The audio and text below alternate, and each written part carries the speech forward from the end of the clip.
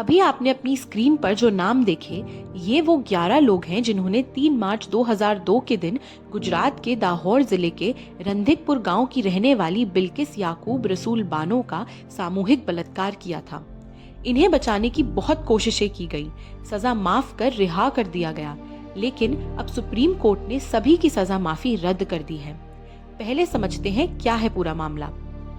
28 फरवरी 2002 को गुजरात भर में फैली हिंसा दाहोर तक पहुंच चुकी थी।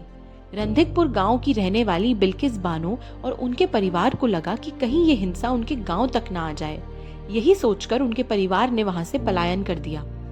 3 मार्च 2002 को ये परिवार छप्परवाड़ नाम के गांव पहुंचा। इस समय बिल्किस की उम्र 21 साल थी। उनकी गोद में 3.5 साल की बेटी सालेहा थी और पेट में 5 महीने का गर्भ था। बिल्किस का परिवार पलायन तो कर गया, लेकिन उन्हें ये नहीं पता था कि उनका ये फैसला उनकी दुनिया तबाह कर देगा। चार्जशीट के मुताबिक इस परिवार पर लाठी, हंसिया और तलवार से लगभग 30 लोगों की भीड़ ने हमला कर दिया और इस 30 लोगों में वो 11 भी शामिल थे जिनका नाम हमने वीडियो की शुरुआत में दिखाया। अब हिंसा शुरू हो गई थी। बिल्किस, उनकी माँ और 3 अन्य महिलाओं का इन 11 लोगों ने एक के बाद एक रेप किया। ये हिंसा और बर्बरता यही नहीं रुकी। बिल्किस की 3.5 साल की बेटी की भी निर्मम हत्या कर दी गई। बिल्किस के पेट में पल रहे बच्चे को भी मार डाला गया।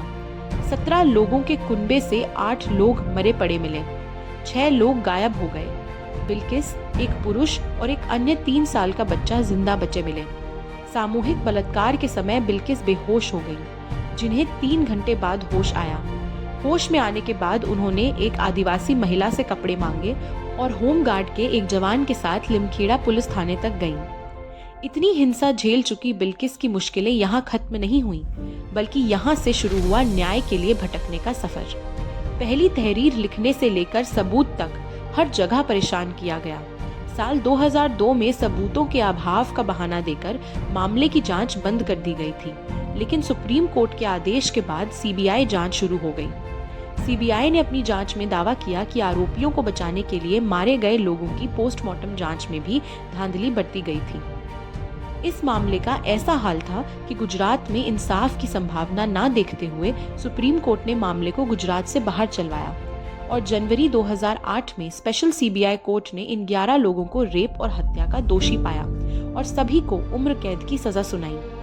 15 अगस्त 2022 को गुजरात सरकार ने माफी नीति के तहत सभी 11 दोषियों को रिहा कर दिया। पहले ये समझते हैं कि उम्र कैद में कितनी सजा का प्रावधान है। दरअसल उम्र कैद की सजा पाए कैदी को कम से कम 14 साल जेल में बिताने ही होते हैं। 14 साल पूरे होने पर उसकी फाइल को एक बार फिर रिव्यू में डाला जाता है। उम्र, अपराध की प्रकृति, जेल में व्यवहार वगैरह के आधार पर उसकी सजा को कम किया जा सकता है। अगर सरकार को ऐसा लगता है कि कैदी ने अपने अपराध के मुताबिक सजा पा ली है तो उसे रिहा भी किया जा सकता है, लेकिन ये जरूरी नहीं है। कई बार अपराधी की सजा को उम्र भर के लिए बरकरार रखा जाता है, लेकिन इस प्रावधान के तहत हल्के जुर्म के आरोप में बंद कैदियों को छोड़ा जाता है। संगीन मामलों में ऐसा नहीं होता है। यही वजह है कि सुप्रीम कोर्ट ने सजा में छूट देकर रिहा करने वाले फैसले को रद्द कर दिया। कोर्ट ने गुजरात सरकार पर भी कड़ी टिप्पणी करी। सुप्रीम कोर्ट ने कहा कि महिला सम्मान की हकदार है। राज्य इस तरह का निर्णय लेने के लिए सक्षम नहीं है। कोर्ट ने इसे धोखाधड़ी वाला कृत्य करार कर दिया। कोर्ट ने कहा कि गुजरात सरकार ने इन 11 में से एक अपराधी के साथ मिलकर काम किया है और मिलीभगत की है। इसके साथ ही कोर्ट ने बोला कि पहले भी 3 बार कोर्ट को इन मामलों में दखल देना पड़ा। पहले जांच पड़ताल गुजरात पुलिस से हटाकर सीबीआई को सौंपी और मुकदमा भी गुजरात से हटाकर महाराष्ट्र भेजा। कुल मिलाकर इंसाफ के लिए बिल्किस बानो का लंबा सफर जाया नहीं गया। सुप्रीम कोर्ट का फैसला एक नजीर बनकर सामने आया है। कोर्ट के इस फैसले से मजलूमों में इंसाफ की आस अब भी बरकरार है।